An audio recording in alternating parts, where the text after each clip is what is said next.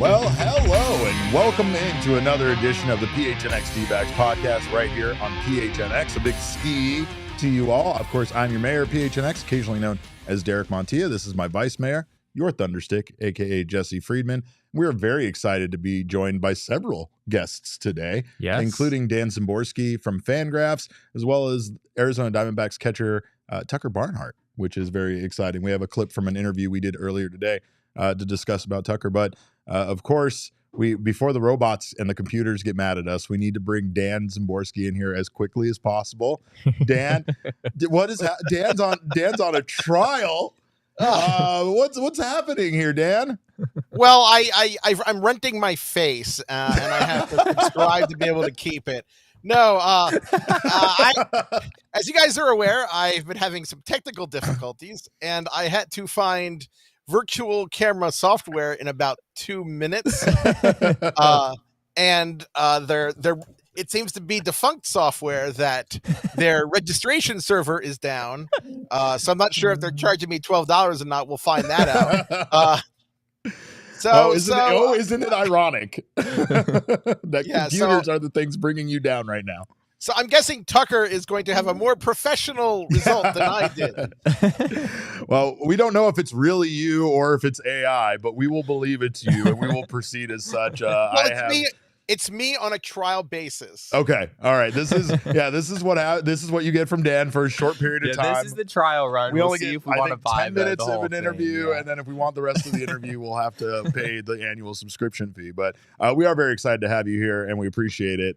We are huge fans of Zips, Fangraphs, and everything you guys do over there. Especially big fans of the neural network. We're huge fans of the neural network for sure. I'm always surprised because I always get the impression that people are mostly annoyed with my various AI neural network nonsense. Not at all. I'm an AI hipster because I was doing these weird GPT things before it became cool in 2020. I've been doing this since like 2019, so I'm a AI hipster. Well, and I mean, AI has kind of come under fire, and I've kind of always laughed at the fact that, like, you particularly dabble in the, like, kind of fun, side of artificial intelligence. But, I mean, it has become something lately that people kind of scrutinize, and there's a growing kind of, like, mob against artificial intelligence, and understandable in some ways when it comes to, like, some of the things about copyright and, replacing humans in movies and such like that. But I've always enjoyed the way that you have worked together with AI. Yeah, well, the plus is I'm not trying to put people out of jobs. There you go. I'm just trying to express the problems with my brain in visual and text form. So that's I think chaos and nonsense is the best use of an AI still. Yes, absolutely right. We've talked about Jesse being AI generated all the time. Yes. It's the reason why some of his answers tend to be they lack empathy that a fan base is really looking for. But again, we went over your Zips projections for the Diamondbacks for 2024, and there still seem to be some, especially after the run that they went on, and we know how baseball is, but it still seemed to be evaluating the Diamondbacks kind of wins projection for next year seem to be still fairly low. Is that based just on history, or what kind of dictates how they project a team's like wins and losses? Well, at this stage of the offseason, it's still very preliminary. Okay. Basically, Zips is using the individual player projections and using our depth chart playing time, which you can see if you go to the depth charts on Fangraphs, kind of just prorating the performance at the positions, adding up the WAR over 47.7, which is where replacement level is, and then come up with kind of a pseudo win total. Zips, I mean, I don't think it's negative about Arizona. I talked a lot about the Diamondbacks last year because Zips was pretty positive about him. Yes. Not positive as in going to the World Series positive, Right. but Zips saw a lot of upside there.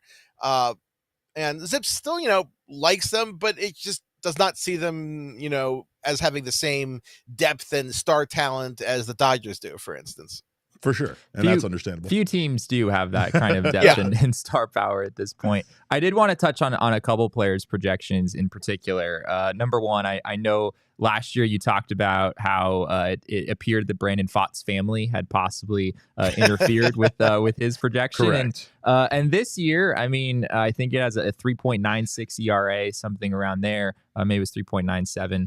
For 2024, which is pretty positive for a guy who had an ERA of almost 6 in his rookie season. Obviously, he was much better down the stretch and certainly in the postseason. I know Zips factors that in as well. What is it about Brandon Pfaadt that you think Zips gets so excited about moving forward? Well, one of the things about Pfaadt, about Pfaadt, is that if you look at his minor league record, it doesn't look. I mean, the numbers don't really pop out at you until you really consider the context of the levels he was in. The Pacific Coast League. I mean, you look at a minor league pitcher with an ERA with like 3.71 in Reno, 4.5 in Amarillo, and you might think to yourself, "Hey, that's not that exciting." But the thing is, offense has exploded in the upper minors in the last few years. I mean, the International League scored nearly 6 runs a game this year. The Pacific Coast League had some of its highest offensive seasons ever in the last couple of years. And you're even seeing that in the AA leagues, a lot of offense. So when you take that into consideration, it's a much better AAA and AA performance than it might look like at a glance. Right now, just given the difference between the majors and the minors, you kind of want to mentally promote pitchers a little more and downgrade hitters a little in your estimation. And that Zips includes postseason information in the projection does help him quite a bit. So I think it's still pretty positive on him. Not quite as positive as last year, but it still sees him as a very legitimate, number 3 starter type. Do you think his family is still hacking your entire projection system? I would think they'd be a little more ambitious if they were, because I think you want to if you're going to hack a nerdy baseball writer's computer, I mean, really go all in. Don't just hack and then make them a mid-range starter. Right. Why are you changing your grades and giving yourself a B+, right? Like, what are we doing? If you're going to hack into the computer system, give yourself an A. Yeah, it's like robbing a bank, but just taking the rolls of pennies. Yeah. It's counterproductive. It's counterproductive. I did want to also ask you about Eduardo Rodriguez, probably the biggest move the Diamondbacks have made this offseason. 4 years, $80 million. This deal can escalate up to around $100 million. I was kind of surprised with how positive the outlook is from Zips, a 3.65 ERA. For 2024. That's what Zips has and seems to be fairly positive moving forward. What is it about Eduardo Rodriguez that you think makes the system kind of like him moving forward?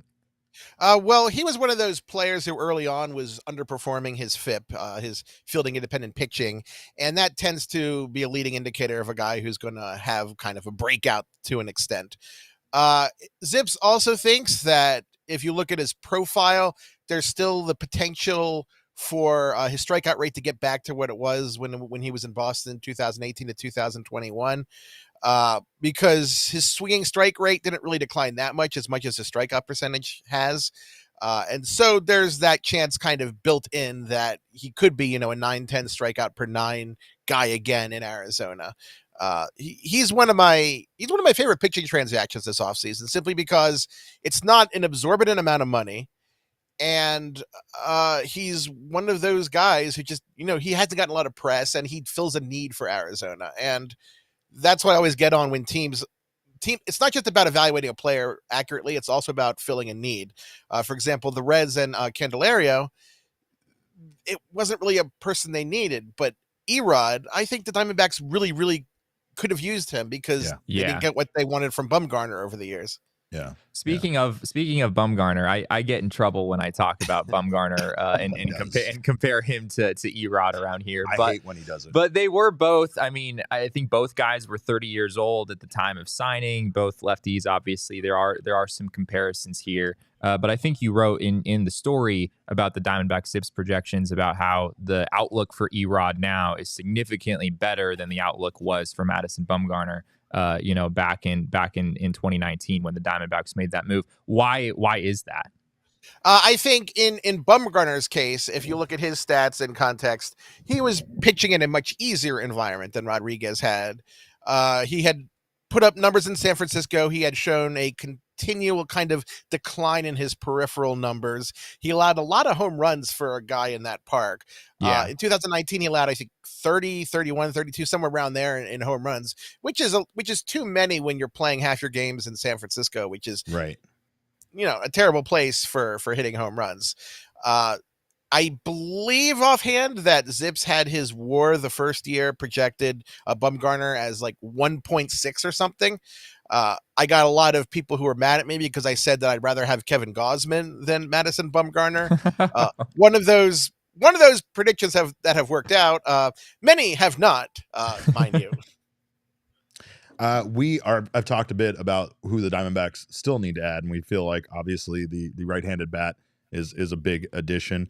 We also know that the Diamondbacks still kind of need that DH spot filled. JD Martinez has been a name that's kind of been linked to the team, as well as a few other names: Soler, Rhys Hoskins, Justin Turner. Yeah. So, what are your thoughts? I guess on those four guys, and who would potentially be the best fit for this team? Yeah, I think getting a DH is probably the best thing to do. I think if you ask me like my perfect world going on from here on out, obviously not Arizona trading for Juan Soto because that's probably an impractical thing to happen. But I would prefer them to just have Carroll, Gurriel, and Thomas, three starters in the outfield. Jake McCarthy and the rest can be, fourth and fifth outfielders, and plug in, Jorge Soler is someone I really like as a DH because he's a guy who needs to be a DH, and I think he's got a little more tread left on his tires than Martinez does, even though it would be fun to have that reunion. Yeah, sure. But it's good for the Diamondbacks because this hasn't been a particularly deep crop of free agents, so to speak, when you talk about hitters, but there are DH type guys out there. So the opportunities still exist. I think that they'll probably look at the names you mentioned and see who just is the best fit, who can come with the least cost, who's most willing to come there. I'm trying to get you to make me think logically here instead of going with my heart for JD Martinez, because like you said, I mean, when you watch a man hit 4 home runs at Dodger Stadium for your team, it's hard not to fall in love with him. But sure. Yeah, I mean, statistically, it does feel like you said, that Soler might have a bit more to offer, especially if the deal ends up being like a 2-year deal. Don't know what you're going to get out of JD Martinez for more than one season. It might make more sense. I think my fear is that the Dodgers are really good at kind of wringing out talent from players. Yes, I'd always be worried about getting people after they leave the Dodgers. Yeah, I mean, no slight on the Diamondback staff, but the Dodgers seem to do this. I mean, Jason Hayward has been way better than I ever expected him to be in LA. Right. I mean, they initially kind of brought Albert Pujols in immediately from the Angels, and he had a pulse. Of course, that worked out for the Cardinals somehow. I just think, Martinez, he's going to be 37 before the end of the season, and there's always that additional risk that a 37-year-old hitter you're going to be the one to see him age. And there's the old Earl Weaver maxim: it's better to trade a player a year too early than a year too late. Yeah. I guess it just kind of goes the same for acquisitions or signings. Sure. I do want to ask one more on Martinez real quick. The Zips projection for Martinez, I don't have in front of me. I want to say it was like a 105 OPS plus. I think Steamer was kind of in the same range. At first glance, that seems really low to me, just given the season that Martinez just had. I know 2020 was kind of a disaster for him, as it was for a lot of pretty good players. I imagine that's factoring in there. Why is it that you think these projection systems are really not high at all on JD Martinez compared to some of the other guys on the market? A lot of it is his age. It was actually 106 OPS plus, which is pretty much the same thing as 105. But when you look at the aging curve, when you talk about 36, 37, 38-year-olds, it's not a gentle slope at this point. Sure. Otherwise, every player who's a big hitter at age 36 will be a league average hitter at age 45, which we know doesn't happen. At some point, there's a cliff, and there are a lot of scenarios in which 2024 is that year. And since the Diamondbacks are likely in contention in 2024, I think they want to be a little more risk averse at this kind of thing. If they were just kind of fielding someone who'd be an occasional pinch hitter, kind of like Jason Giambi at the end of his career, that would be one thing. But I think this is a key team need. And even if Soler doesn't have the upside that Martinez has, I think that the safer pick might be the better one here. Do you think? Sorry, one more nerdy baseball question. Is Soler? It's kind of interesting to me to think of him as a safer bet in some ways, because even he is kind of, he was really good in 2023. Obviously, 2022 was not a good season for him. 2021 was. It seems like projection systems view him very favorably, and I mean, based on the season he just had, I certainly can understand why. But I don't know, at least in my head, I don't necessarily see him as like sort of the safe option. But I don't know. I'm kind of curious. Why do you think these projection systems are so favor him so much? Well, one thing, I mean, the age is of course a bonus. He was doing it in Miami, which is a pretty bad environment to hit home runs. Sure. And if you look at his previous two seasons, he generally greatly underperformed from a slugging scenario, his StatCast data. 2022 was a partial season for him for a few reasons, right. But in both 2020 and in the COVID year and 2021, he had X slug, which is StatCast's estimate of slug from StatCast data for those who aren't familiar, had him up around a 500 slugging percentage. Sure. Zips doesn't explicitly use X stats; it uses its own kind of thing, which is integrated into the projections. I don't know what Steamer does in that regards, but I imagine there's something similar. Jared doesn't tell me all the secret sauce, so that there's probably a good case that despite kind of the meh 2021, that he's closer to the player he was in 2018, 2019, and 2023. Doesn't mean he's going to hit 48 home runs again or anything. Sure. But I think that he has a surprisingly solid case to be a 2 to 3 win designated hitter. And I think that's about what you're going to get in the market. How much of a mistake do you think it would be for the Diamondbacks to not bring in a DH? Last year we saw Torey kind of use that spot at times, kind of like to give positional players a day off their feet and a chance to still be in the lineup. Do you think that that's something that would work, or just with kind of how the division is changing, how the Dodgers are just getting better, is that going to be a bit of a mistake for the franchise if they don't address it? I think the thing is, you want to try to get as much, well, let's put it this way. The Diamondbacks were 7th in the NL in runs scored last year. That's not a team that has overwhelmingly large amounts of offense to spare. So I think that they should try to eke as much out as they can, because things happen. If you don't add in a DH, if Gurriel gets injured or God forbid Carroll gets injured, then the dominoes hit you harder, because now you're already kind of cobbling together a DH position. I think you can do both goals. Use the DH at times to rest players, find the ideal matchups in individual games that are beneficial, and still have a relatively full-time DH. You don't have to give Soler 162 games at DH, but I think 130, a couple as an emergency corner outfielder in a pinch. I think that is kind of a doable scenario, and you still can use the DH to rest players, because one game of Soler's defense isn't going to be that massive. We're talking about it's like one run every 3 weeks when you talk about bad defense in baseball. Sure. Do you kind of switching to a league-wide perspective here? Do you have a favorite move this offseason? I think it would be Shota Imanaga with the Cubs. I think that given the market for pitching, they got a pretty good deal in Chicago for him. We were discussing that yesterday for sure. That's a deal. Yeah, I really like that. It's not a huge commitment. You're not having to spend $250 million to bring in Imanaga, and you're talking about a guy. I mean, he struck out more guys in Japan than Yamamoto was. Now, obviously, Yamamoto's young; he has higher upside, but I think people are sitting on him possibly because his velocity isn't great, but he gets a lot of movement. He's not just throwing a straight crushable 92-mile-per-hour fastball down the plate. There's a lot of life and a lot of movement in his pitches.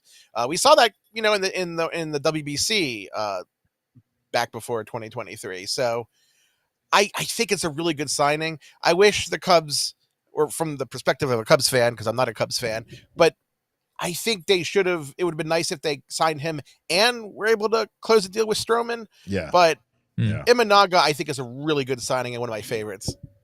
We were discussing, obviously, the free agency season moving so slow. And I know that it's hard to compare because last year it felt like things were kind of happening fairly quickly and fairly early on. So what are your thoughts overall on how slow free agency has been and what the impact of like Shohei's deal was kind of on free agency? I think there's a few things in play here. One, I think Ohtani, everyone was waiting to see what happened with Ohtani simply because I think, a number of teams were at least interested in him.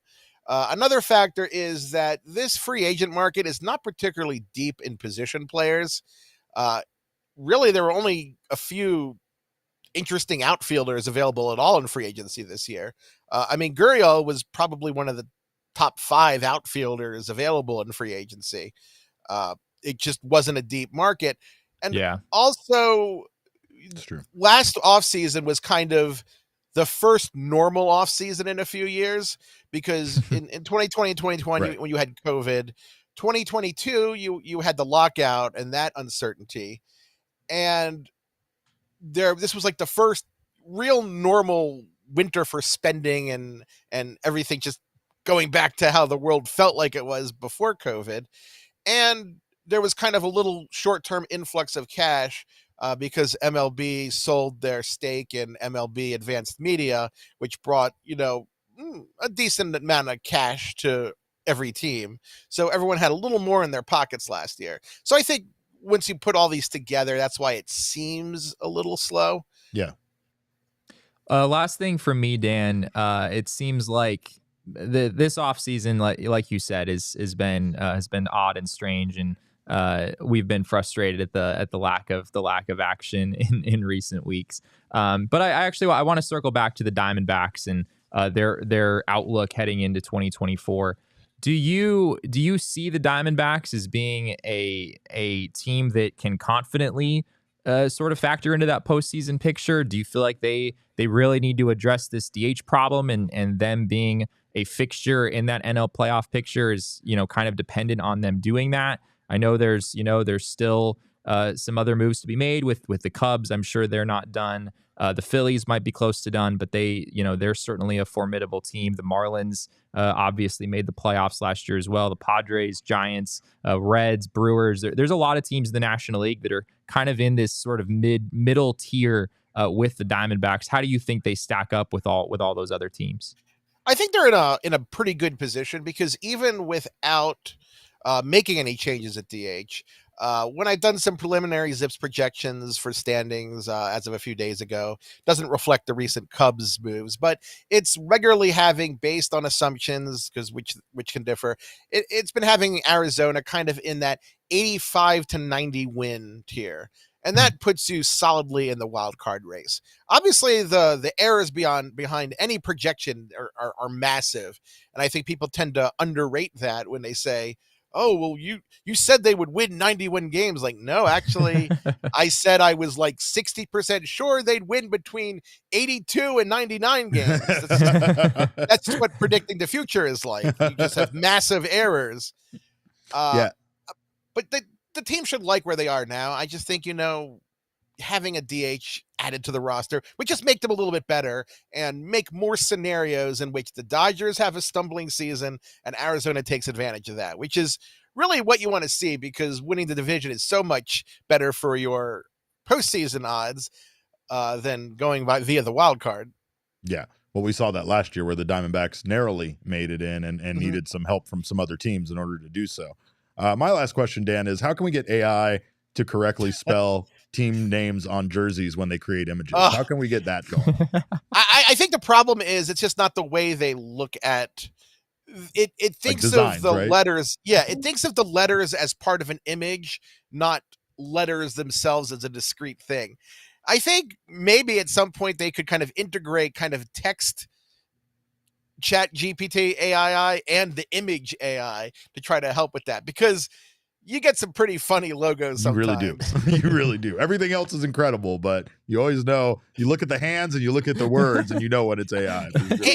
Hands are actually getting better. That is true. Hands are getting better. If you go back on Midjourney, which is the one I really like using, you go back every version previously and the hand situation gets so much gnarlier. Most of the time you get 5 fingers at this point. Yeah, that's which good. is pretty good. I mean, it might look like a claw or have a weird bend of one of the fingers, but people are looking more and more human in AI than they used to. Well, it still terrifies me, but we appreciate you being here to make it friendly. So we thank you so much, and we look forward to having you back and talking some more about all of these projections here as the season progresses. Well, thanks for having me, guys. Always fun, Jesse. I know we've talked a lot before. Yeah. And hopefully next time I see you guys, I am a full head, not just a trial version. Well, you got to pay for the annual subscription in order to get Dan Szymborski as a full head. So we appreciate it, though, man. Thank you for stopping by. Thanks, Dan. I still don't believe that was really him. You think we have that in the budget? Well, we'll ask Saul. Do we have enough to buy the full version of Dan Szymborski? I mean, the problem is that you just don't pay for the annual. It's not a one-time fee. It's an annual subscription to be to have Dan Szymborski the full version. You can't go month to month. You can't go month to month. I will say though, thank you for all of you. Thanks to Dan for being here. Thank you to you for being here, of course, and the PHNX Sports YouTube channel. If you haven't subscribed yet, make sure to do so now. Sign up for notifications. That way you don't miss when any of our wonderful shows go live.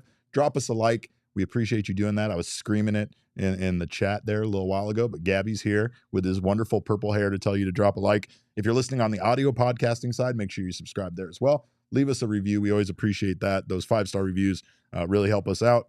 If you are looking to feed yourself, great place to do so is Illegal Pete's. Whether you're just stopping by for lunch, whether you're trying to meet a party or have some drinks and have a night out, Illegal Pete's is your place to go for everything you need. Patio season, of course, means patio beers, and it's been chilly here, but things are warming up. So make sure once we get back into the 60s, you can go out to patio season out at Illegal Pete's. It's entirely too cold. Yeah, I don't. Jesse's going to the Pacific Northwest, so I don't know what he's talking about. Yeah, but I'm gonna really regret it. My vacation plans couldn't have panned out worse. His blood thins so quick living back here in the valley. It's amazing. I'm going to Portland, Oregon on what I'm pretty sure is the coldest weekend coldest day of the year. Portland, Oregon. Yeah.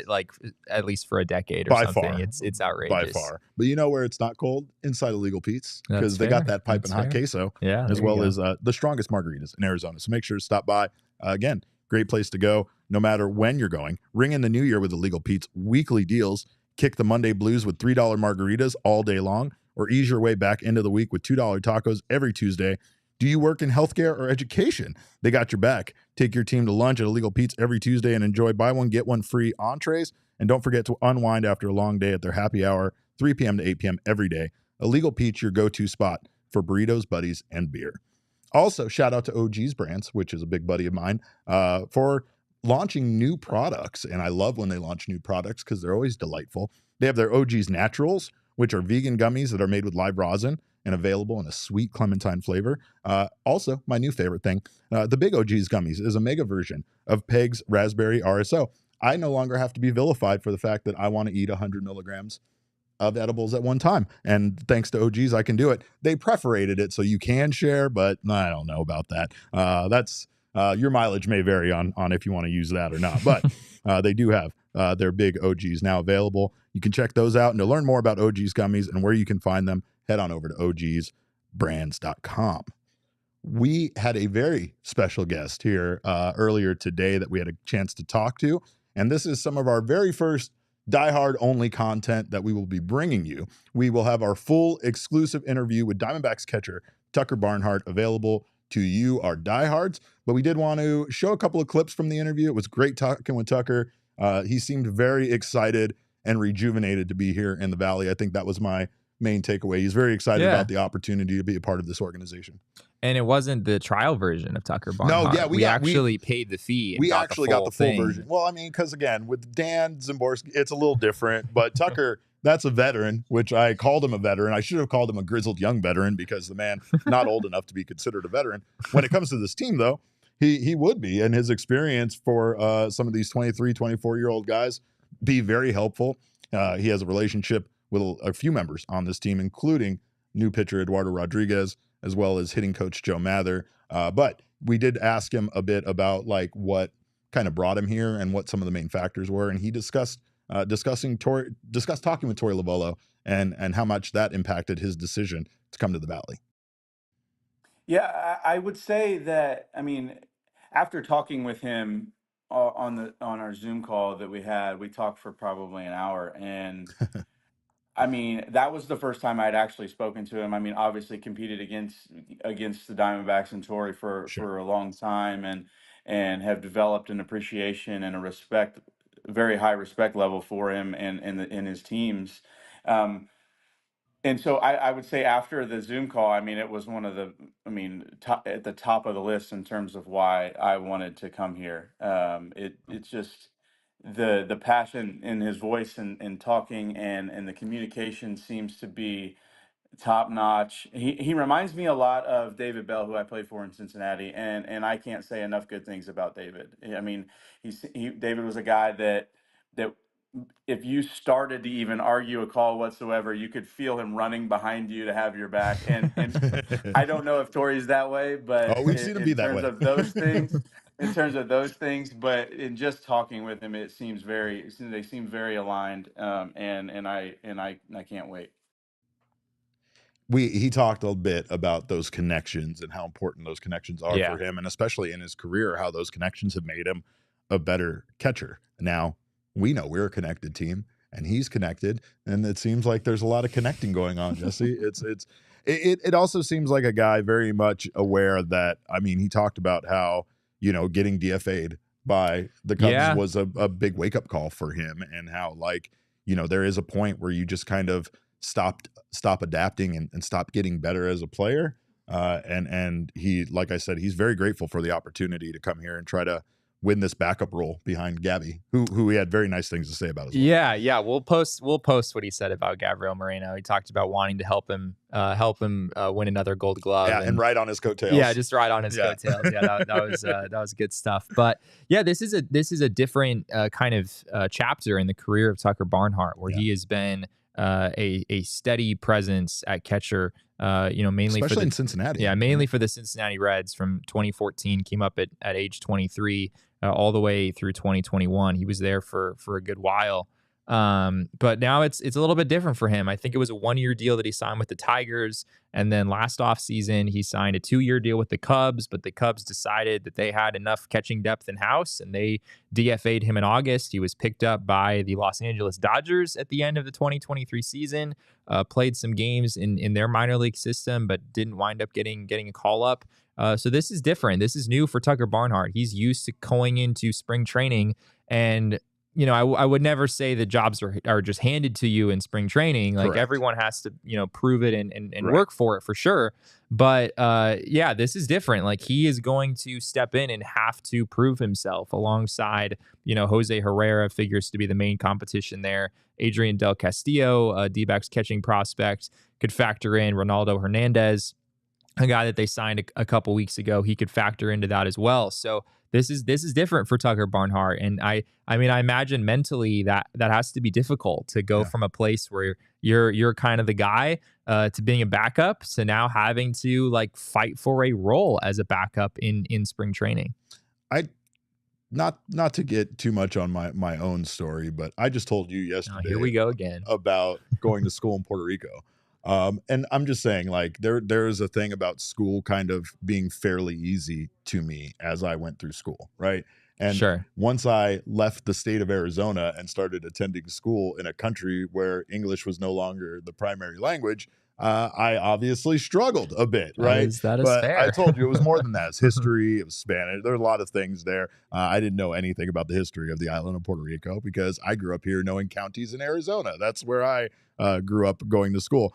What it was, I wasn't prepared to all of a sudden experience that level of difficulty because I had gone into every school year just cruising, just like no worries about if I was going to understand the material or be good in Sure. class. It was a given, right?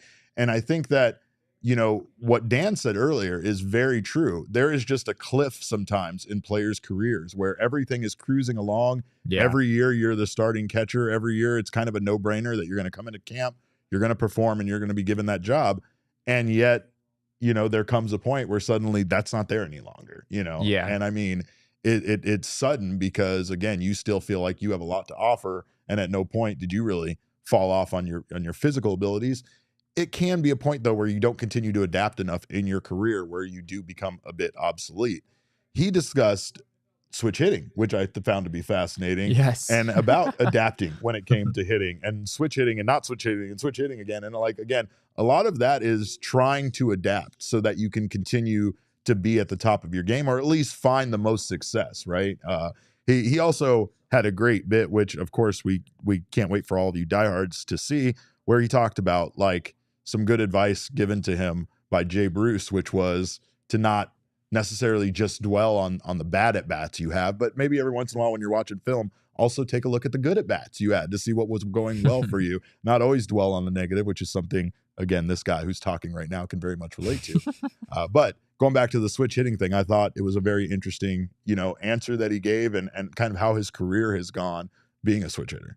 Yeah, I didn't know this about Tucker Barnhart, to be honest. Somehow this fell off my radar. But yeah, he has zigzagged quite a bit in terms of being a switch hitter and being a left-handed hitter. He's now just a left-handed hitter heading into 2024. But yeah, in this interview, we asked him about that, and he kind of walked us through that whole journey that he went through. I did want to touch on the hitting side of things, and I somehow had missed this in your career that you were a switch hitter for a long period of time. In 2019, late 2019, it looks like you decided to just hit left-handed. You went back to switch hitting for a brief time for a season. Now you're back to just hitting left-handed. You just kind of take us through that evolution over the years and kind of the thinking behind those decisions. Well, I mean, it sounds like it's been a train wreck, but it really hasn't. I honestly, when I was in the minor leagues in Cincinnati, I was petitioning to not hit right-handed from. I mean, I got drafted in 2009. I was probably petitioning in 2011 to just become a left-handed hitter only. Huh. Left-handed hitting, being a left-handed hitter is hitting left-handed, excuse me, is my natural side. So, um, it wasn't something that I had done professionally, obviously, just hitting left-handed, and so I think that was the hardest thing to kind of figure out, especially in the minor leagues. I mean, call it what it is. You're trying to keep as much or add as much value to you as a player. Even now, you're trying to add as much Sure. value to you as a player as possible. And I think, being very blunt, the only reason I kept switch hitting was to just continue to hold that, I guess, card in my hand that, hey, Sure. he is a switch hitter. But for me, it was to getting into the actual mechanics of things. Being a natural left-handed hitter, left-handed hitting always came easier to me, and adjustments happen a lot quicker and a lot easier. And so for me, to be very cut and dry, I was going into off seasons with my left-handed swing making tweaks, and I was going into the offseason right-handed, like every single year trying to like wholesale change my swing to figure something out. And Sure. and at my position, I mean, especially getting older and having to rely on catching so much, for me personally, like it just was in a way weighing me down. I've gotten and clouding judgment and clouding thoughts, and I was carrying hitting over to my defense, and it just became this thing that just didn't make sense anymore. And I think the way where the game is now, I mean, a lot of matchups are played, a lot of platoon splits are played, no matter, for the most part, no matter who it is. I mean, there are obvious outliers, but there are a lot of positions and a lot of players where platoon advantages are used. And it feels like to me, and I know that it's right, that left-handed hitting only is what makes the most sense for me. Me and Damon were getting lost in his beard there, by the way. It's glorious. It's so luscious. It's so well maintained. He immediately qualifies for the best beard on the team. We'll definitely, and we didn't get to ask Tucker in that interview about his beard maintenance. Yeah, whatever. I mean, there's some professional grooming, I think, that goes on with that as well. Like, there's just a lot of work. He's putting conditioner in that thing, no doubt. It's better than my head of hair. No, dude, the thickness, like, what is going on there? It's luxurious. It really is. It's incredible. It's incredible. It's kind of it's an alpha move to come on the team and just have the best beard out of nowhere. Like that's so alpha. That's such an alpha move. Yeah. Right? Oh God. I'm sure that was a key part of the Diamondbacks wanting to recruit him. Right. They took one look at the beard and they're like, we absolutely have to have this guy. You got to present a certain air of confidence, and you don't have a beard like that without having a tremendous amount of confidence. Again, very excited to talk to Tucker and to see him go out there and win that opportunity to be the backup catcher.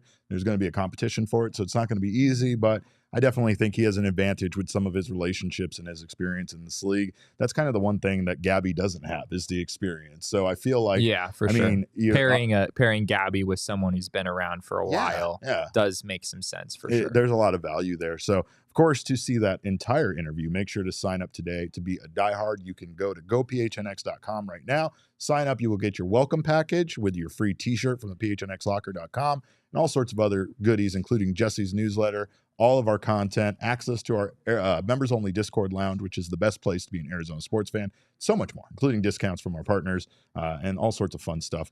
We have upcoming events, and you'll get discounts on events as well, including our little Suns takeover of Putting World, which I'm very excited about because I was dialed in. Me and Jacob were just going putt for putt. I was good, Derek. Yeah, it's a lot of fun. I think I beat Max. But like, if you would have told me, I would have had so much fun at a miniature golf place that did not have windmills or giant clowns to hit the ball into, I would not have believed it in a million years. But we had a blast, and we look forward to seeing all of you guys out there for that event as well. Of course, if you haven't checked out BetMGM, now is the time to do so. BetMGM is going to give you $158 in bonus bets for simply making one $5 bet. That's all you have to do. If you sign up now with our code of PHNX, download the Sportsbook app on iOS or Android, or visit betmgm.com. Just all you have to do is deposit $5 into your newly created account and then place a wager in that amount of $5 or more at a standard odds price. Once you have placed your bet, you will receive $158 in bonus bets regardless of the outcome of your wager, which is Jesse uncovered with his journalism and his investigating Super Bowl 58. Yes. Yes. Only I could have figured that out. We're baseball guys. We don't pay attention to a lot outside of here. I mean, we get 2 months off, and then we have to be back out at spring training. Loves his football, man. Oh, he's a big football guy. Can't we be honest that it's dumb, like how the NFL is insistent on keeping track of like what numbers, like as if it's so. Like, we don't call it like World Series 100. You know. I mean, well, when your sport's Derek. been around since 1895 or whatever I should have said 1795. I think that's kind of cool. Yeah. What, 100? You don't like that? The 188th annual World Series. The biggest problem with the Super Bowl thing is that they use Roman numerals, and nobody knows how to read Roman numerals anymore. So they're just looking at it's like, oh, it's IX, like what? And this no man one speaks this language, right? Teacher, folks, and that's we did. I do not teach. When I was teaching math, Derek, we did not once use Roman numerals for anything because nobody knows how to do that How anymore. about cursive? Did you use cursive? That's also obsolete from what I'm hearing. But anyway, what's not obsolete is this offer. Get down on it now. Do not miss out on it. Sign up for BetMGM now and use that bonus code of PHNX. Place your first BetMGM sportsbook wager through the sportsbook mobile application for at least $5. You will receive that $158 instantly in additional winnings regardless of your wager's outcome. Check out the show notes for full details. And now listen to Shane talk about the disclaimer. Gambling problem? Call 1-800-GAMBLER. Colorado, D.C., Illinois, Indiana, Kansas, Louisiana, Maryland, Mississippi, New Jersey, Nevada, Ohio, Pennsylvania, Tennessee, Virginia, West Virginia, Wyoming. Call 877-8-HOPE-NY or text HOPE-NY 467-369 New York. Call 1-800-327-5050 Massachusetts. 21 plus to wager. Please gamble responsibly. Call 1-800-NEXT-STEP Arizona. 1-800-BETS-OFF Iowa. 1-800-270-7117 for confidential help Michigan. 1-800-981-0023 Puerto Rico in partnership with Kansas Crossing Casino and Hotel. Visit BetMGM.com for terms and conditions. U.S. promotional offers not available in D.C., New York, or Ontario. Ontario. I went. Are you harmonizing? I went an octave up. I went up a little bit. You tried to go. I tried to go up. Well, those days are behind me, but I used to be a soprano at one point. Speaking of, I guess, the past and the future a little bit, the Arizona Diamondbacks have finally released some game times for both spring training and regular season, which is exciting. We also know when we will be playing some of these national games on Fox, also exciting. But opening day is set for Thursday, March 28th at 7:10 p.m. at home against the Colorado Rockies. Yeah. Very considerate of them to avoid WrestleMania weekend on my behalf. I appreciate them doing that. Go. Yeah, they messed that up last year, but they consulted in advance and made sure. Of course. The Colorado Rockies, I mean, I guess that's a pretty positive outcome for the Diamondbacks in terms of with how brutal their start to the 2023 season was. Yeah, right? it was Dodgers, Padres, Padres. 4-game with the Dodgers, and then a few games with the Padres, and then back to the Dodgers at home. That was a really rough way to start the season. A much softer landing. I'm okay with 2024 with the Rockies. Although the D-backs have a 3-game series with the Yankees immediately after that series with the Rockies. The New York Yankees coming to Arizona. I wish Sean DePaz was here to just unleash for the next 4 minutes on what he would call a poverty franchise in the New York Yankees. But one thing I am actually excited about is the Diamondbacks had a very, very rough start when they started their season overseas in Australia. It was a bad season for them. This is true. This year, the MLB season starts on March 20th and 21st with both the Padres and the Dodgers playing each other in Seoul, Korea. I don't hate that one bit. Go get that jet lag. Go ruin your season by opening it up overseas. I mean, they have a pretty decent amount of time between then and the rest of the games, right? I mean, it's a full week out in advance. Wasn't the Australia trip like exhibition games for the Diamondbacks? It wasn't actually regular season games or anything. It was, wasn't it? No, I think those were. Oh, were they? Those were real games. I know we played an Australian team when we were over there, so like a practice or like an exhibition or whatever. But I mean, anything that starts their season off bad, I'm fine with. Spring training also starts against the Colorado Rockies, which makes sense considering we share the same facility. There you go. That is on February 23rd, which is only 43 days from now. Jesse, on that day, I will be on a cruise ship.